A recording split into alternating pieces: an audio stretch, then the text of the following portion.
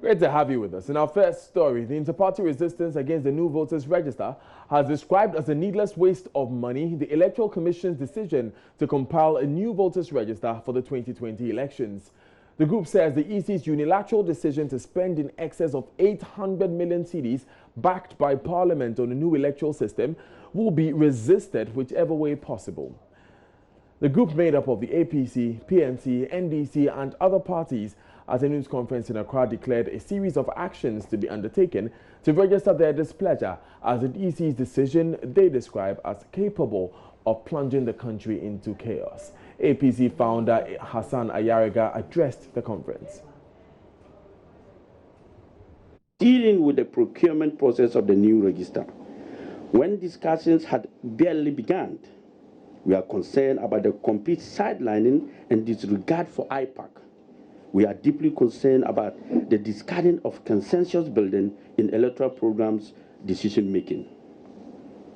That notwithstanding, the Electoral Commission has recently obtained approval from Parliament to spend close to 830 million Ghana cedis to compile a new register for the 2020 general elections.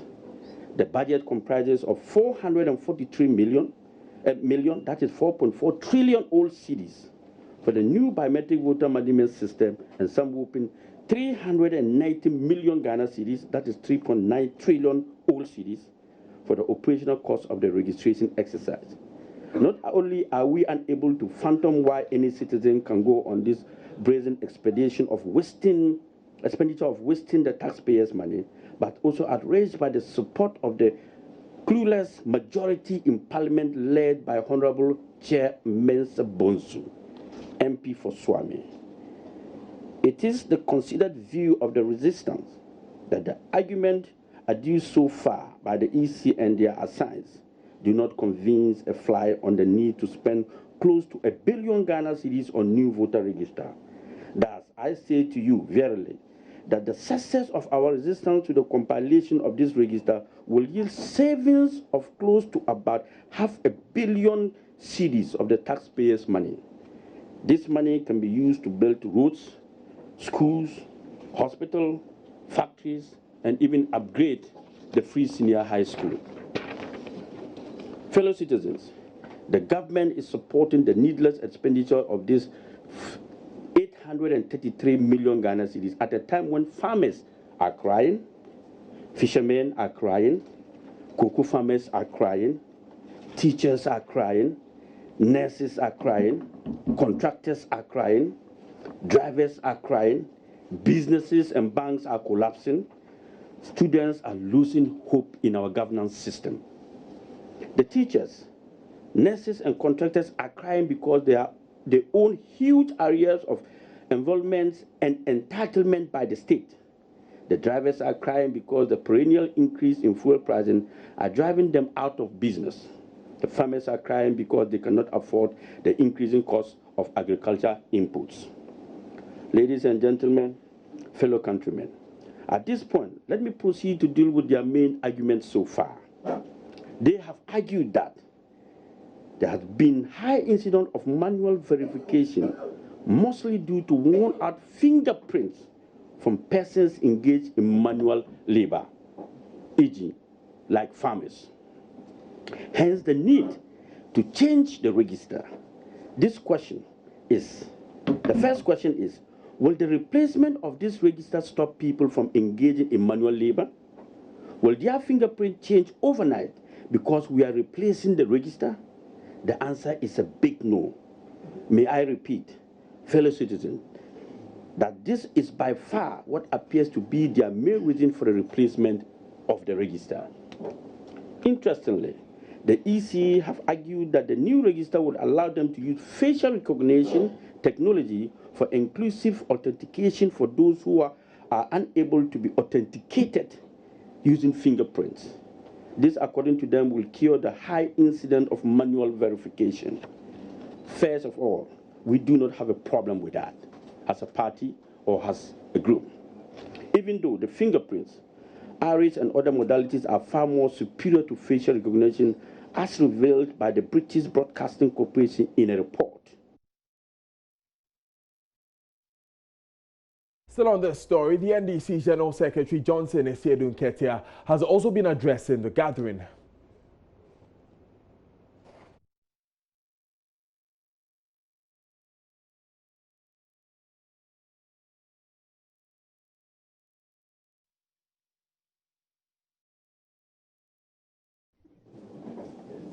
So it does not lie in the mouth of Electoral Commission to talk about bloating at all. Because I remember when this debate about bloating started in 2012, Electoral Commission's position has been very consistent. And it has been that the register is not bloated. MPP was insisting that the register was bloated. And the Electoral Commission has been insisting that the register is credible. From Afarijan to Charlotte Osei to Jim Mensah, they have all maintained that the register is credible. So how come they are now talking about bloating of register when it is the same commission? So I don't think they said it. I didn't hear them say it, but if they said it, maybe they will come and tell us that the person who was saying it is bloated is different from the one who is saying it is credible. But what we know as Ghanaians is that it's the same commission. So whether the chairperson says it's credible and the deputy says it's bloated doesn't make any difference. The difference is that Electoral Commission communicates to us as Ghanaians. They said it during the referenda for the creation of regions. They said it after the limited registration for district assembly elections, and they repeated it after the district assembly elections. And they have said so in Parliament, that the register is credible. So they cannot be shifting their goalposts. It seems to me that they have a solution that is looking for a problem. You see, they've made their mind that we have to make a register. So let us go shopping for reasons why we should make a register. So when they bring one reason and they are deflated, then they will go and look for another and be arguing with that reason. The truth of the matter is that there is no need. And the one who asked me, why is opposition people against? We don't support stupid proposals. Because, you see, if you buy a brand new vehicle, and you go and park it at a fitting shop that they should repair that vehicle, what impression are you creating for yourselves? You see? So that is what they are doing. They themselves are saying the thing is credible. If it is credible, why? If it is not broken, why would you fix it? Away from politics, the coalition of NGOs in health say the request by the National Ambulance Service to the President not to commission some 211 ambulances today for distribution to all constituencies across the country is confusing. The ambulances have been parked at the forecourt of Parliament House since September 2019. Each constituency would have had an ambulance after today, but that seems unlikely. Here's President of the Coalition of NGOs in Health, Gabriel Benako.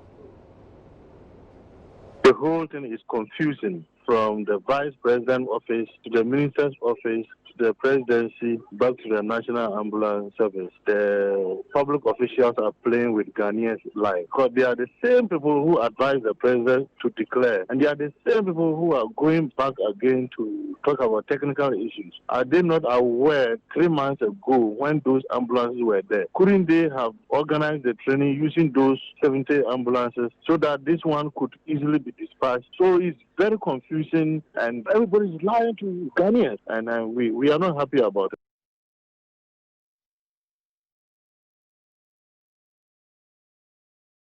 it. So what exactly is the reason for the postponement? Dr. Ahmed Nuhu Zakaria is director of the National Ambulance Service. As soon as a vehicle is commissioned, it means it's operational from that very moment. And because it's not just a vehicle that is just going to move, but a system of emergency care response, what it means that before the commissioning, whatever will make the vehicle operational definitely should be done. And, you know, for procurement processes, when the contract is signed, there's always a roadmap in terms of manufacturing, delivery, training, commissioning, and then operationalization. Now, you realize that a lot really is happening at the same time. And it was assumed that all the processes will have been completed before the D-Day of the commissioning. Unfortunately, there were certain delays, which obviously were beyond our control. And so we needed to bring this to the attention of the authorities. So currently, the only thing, if you saw the letter, what we are waiting for now is the training, which has been confirmed for the 13th of January. And you know, the training has two components: training of the paramedics on the usage of the equipment. And because these are new equipment, obviously you need to train the paramedics who are going to use them. Because mind you, if you're going to use a medical equipment and you don't know how to use it, you can cause more harm than good. So obviously you cannot use it until you receive the training. Apart from that, the training is also tied to the warranty period, because definitely the manufacturer wants to ensure that he has done the training and ensure that whoever is going to use it knows how to use it, so that it just don't tamper with the vehicles. So that training is very important. And apart from that, the vehicle itself, because it's a new vehicle, they will also have to receive some training or orientation as regards how it's used. And the tracking devices that they are placing on the vehicles, that also has not been completed. Currently, as we speak, if you go to the State House there, you'll see that they are still working on them to be able to ensure that before they leave, each of them have the tracking devices installed on them. So training, installation of tracking devices, and insurance for the vehicles? Absolutely, yes. All right. So then if they are coming in on 13th to train those who manage them, when should we see the commissioning so that they'll be distributed? The commissioning is proposed to be on. Now, the most assured response, however, came when President Akufo-Addo announced a date for the commissioning of the ambulances. The ambulances, the Minister for Special Development Initiatives, who's been responsible for bringing them, told me about a month, 6 weeks ago, that some of the ambulances were in, should she distribute it? And I said, no, she shouldn't. She should wait till they all come in. So one day we can distribute them all at the same time to all 275 constituencies. I saw myself getting into a tremendous amount of issues if you started distributing some and others didn't get it. Fortunately for us, all of them will be in by the end of this month. 160 odd are already in, and the balance are on the high seas. They'll be here by the end of the month. The 300 will be there. On the 6th of January, I will commission them, and then the distribution will take place simultaneously across the country, and nobody's going to accuse me of favoritism, the regionalism, this and that and that. So that is the short answer to your question. There's no justification from being parked there. But if I was to send a couple here and note here, I think you know the kind of discourse that would. Now, away from that, former President John Dramani Mahama has expressed profound sadness at the way some media persons are paid to attack their colleagues who are fighting corruption in the country. The former president says such acts, coupled with the attacks on institutions of state mandated to fight corruption, are a huge setback in the fight against corruption. Mr. Mahama, who addressed the Ahmadiyya Convention on the theme "Corruption, a Threat to National Development, Peace and Security," called government out for only fighting corruption by words and not deeds. Richard Kojoyako has more. The former president says fighting corruption has now become a difficult thing to do in the country. John Dramani Mahama reveals how a section of the media are paid to attack their colleagues who are fighting corruption. He said the watchdog role of the media enshrined in the 1992 Constitution is gradually being thrown to the dogs. He explains why. The media have a key role to play in the fight against corruption. It is therefore sad that when a media person has investigated issues to do with corruption and is exposing such rot, it is his own colleagues that are also media persons who are paid to vilify him and attack him. This is a paradox of our situation. The Constitution in chapter 12 says that the media shall be the watchdogs of the people. And so the media shall be our watchdogs over government to make sure that government does the right thing and does not misuse our money. And yet you find in many cases where the media is rather the watchdog of government against the people. And that is also a paradox of the situation we face currently.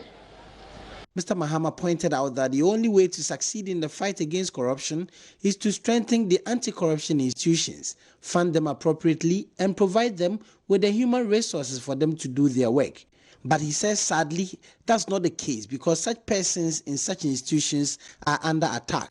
And so in this country, we have a situation where anti-corruption advocates and heads of anti-corruption institutions find themselves under attack when they go after the high and mighty. Recent examples include that of the Auditor General, who is being investigated by Yoko. Recent examples include even the Special Prosecutor, who is constantly attacked in the media for reasons that are best known to some people. The law that creates his office has hobbled him and made it difficult for the Special Prosecutor to carry out his work. Mr. Mahama also called on government to be tolerant of criticisms when organizations and investigative bodies expose corruption. Richard Kwejenya Akon, JoyNews, Gomua Pomazi.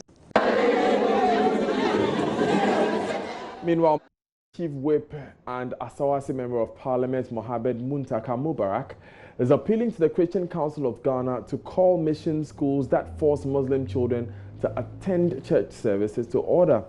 According to him, the action exhibited by some Christian-based organizations is causing a counter-action by their Muslim counterparts to also force children of the Christian faith to wear hijabs in Muslim schools. Mohammed Muntaka wants such practices to cease. He was speaking at the 88th Ahmadiyya Conference at Gomua Pomazi in the Central Region. The Minority Chief Whip says he is pained by some happenings in some mission schools across the country. He calls such intimidatory tactics that are intended to cow Muslim believers into submissiveness, a practice he considers hurting. The net effect, he explains, is making many Islamic schools also force children of Christian faith to wear hijab and bow to the Islamic faith. But I have vowed to take the opportunity to always tell Christian authorities anywhere I find them, you are hurting our children. I want to beg you, this country is a very peaceful country. We need to continue to work to hold it. You are hurting our children in your schools. It has forced some of the Islamic schools to start hurting Christian children. Both of it is wrong.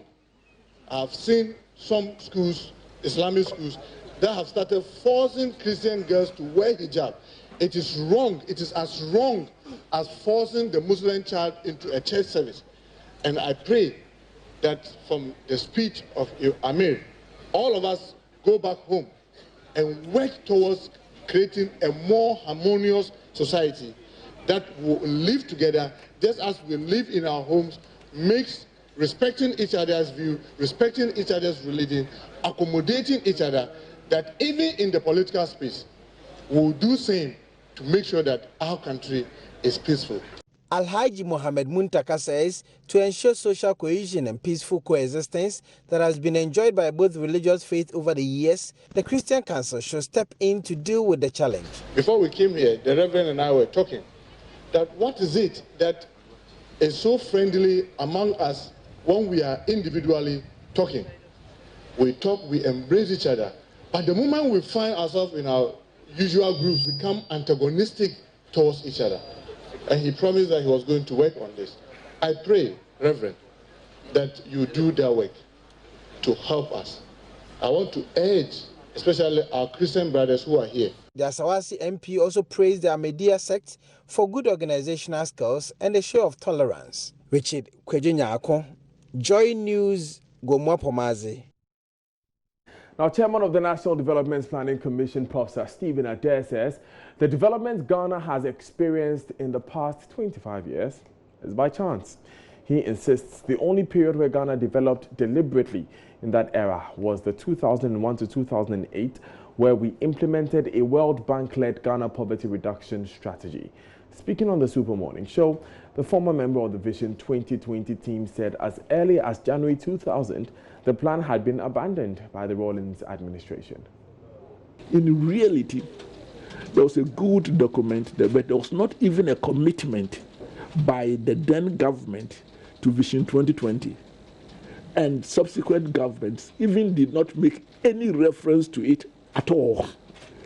So Ghana did not prepare a nice document, but neither the Rawlings administration for the 4 years or the Kufuor administration or the Atamil's Mahama ever used it as a framework for prosecuting Ghana's development.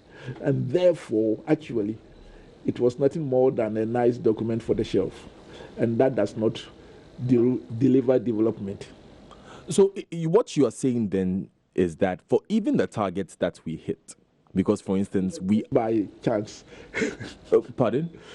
Any target was not because of Vision 2020, just as a result of normal progression of implementing government agenda. And I heard you say then that it was just by chance. Yes, in other words, there wasn't any attempt to follow Vision 2020. They just followed, the second term of Rawlings, followed its so-called manifestos, as the politicians say. When Kufuor came, he wasn't following, but Kufuor's regime followed a very, very tight 8-year to 4-year programs under the Ghana Poverty Reduction Program, which was actually also controlled and instigated by the World Bank. And they insisted on, as a condition of what they call HIPIC relief.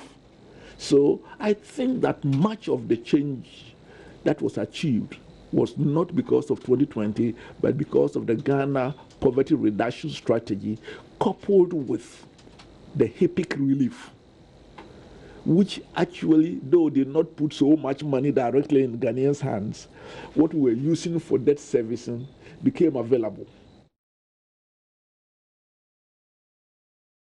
Now, the chiefs and people of Vakpo, traditional area in the North Dai district of the Volta region, have expressed displeasure at the continuous detention of ACP Dr Benjamin Okocha, who is being tried for his alleged involvement in a coup plot to topple the Akufo-Addo-led government. They believe the accused is innocent of the charge leveled against him, considering his disciplined personality and track record in the police service. Speaking at a news conference, the divisional chief of Vakpo, Toji Togbe Aro V, implored the government to grant ACP Dr Okocha bail and fast-track the hearing of his trial. ACP Dr Okocha was arrested on the 4th of November 2019 and charged with treason for his alleged connection with a group suggested to be scheming to plot a coup to destabilize the country.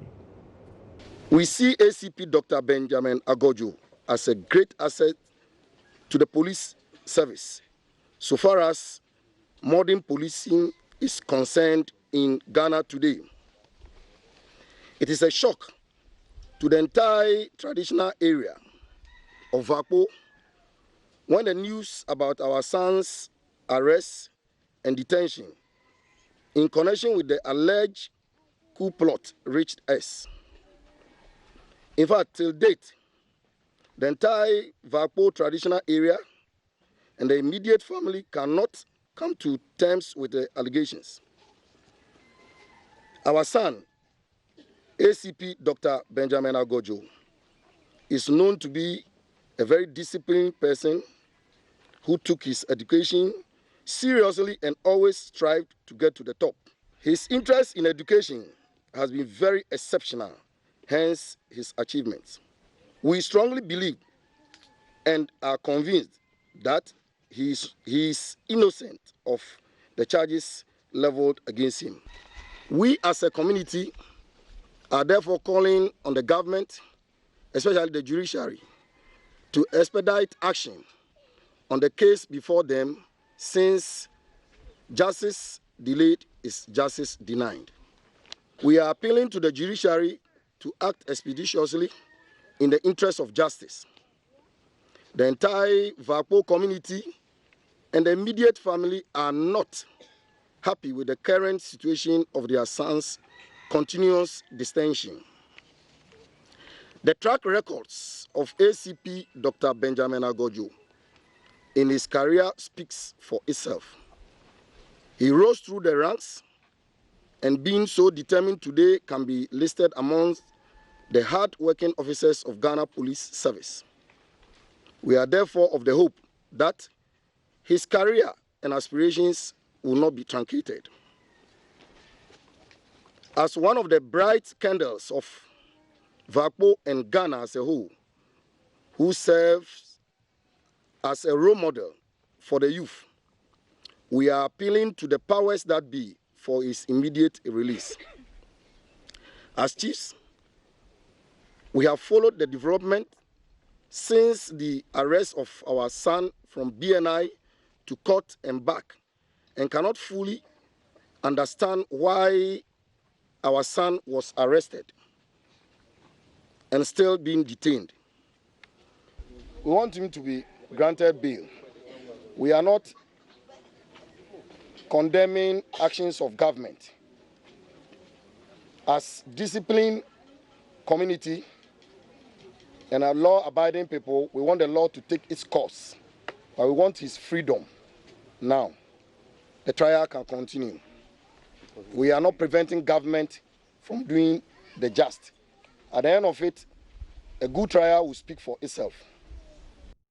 So live on JoyNews today, and now Joy FM is 25 years old. Joy 99.7 FM is a privately owned radio station transmitting from the capital Accra. The station, which is owned and run by the Multimedia Group Limited, is arguably the leading radio station in Ghana. The management and staff of the Multimedia Group is grateful to its cherished listeners for their loyalty and love for the brand. Here's a message from Chief Executive of the group, Kwesi Chum, and it reads, 2020 is here, a new year, a new decade, a new beginning, a new chapter, a new season, and a great milestone. Team, this year is our Silver Jubilee, the 25th anniversary of the Multimedia Group and Joy 99.7 FM in particular. And there's great cause for appreciation and celebration. First, to a gracious God who has expanded us exceedingly and brought us to a pleasant place. Indeed, our inheritance, 25 years of media excellence, is delightful. Let's join our hearts of gratitude and give all praise, glory, and honor to Christ at work in multimedia, who causes us to accomplish exceedingly abundantly above what we can ever ask or think of. To each and every one of you, Ayiko Aseda, we thank you in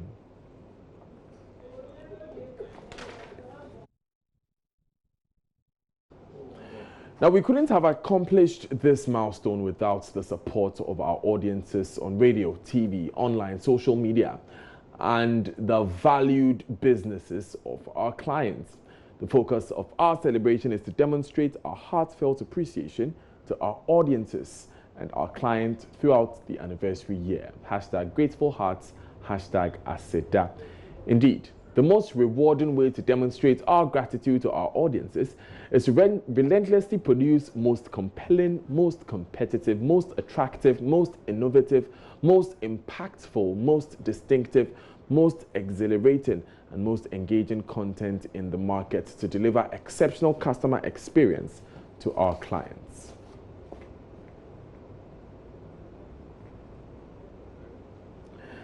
Now, some statesmen have been sharing the impact of Joy 99.7 FM over the years and what they look forward to in the new year. First is former President John Kufuor, who wants Joy FM to continue being responsible beyond the Silver Jubilee. Well, Joy is a leading media house, and I believe you've attained your position by showing responsibility in social sense. And my prayer is that you continue even into your, is it Silver Jubilee? That's correct. As you say, you celebrate your 25th next year. So you continue to show responsibility in your work for the development of our country. Next year, as you know, is an election year. The nation goes to polls to elect a president and also parliament. Well, I think that Joy FM for 25 years, first of all, congratulations in advance. I think that you've been a very major addition to the freedom of information and communication, and you've really contributed a lot to political discourse in this country, allowing people to have access to information, putting all of us on our toes. I think that Ghana is so much the better for this Joy brand. It's a brand that I think all Ghanaians will appreciate, and we thank God for you being here.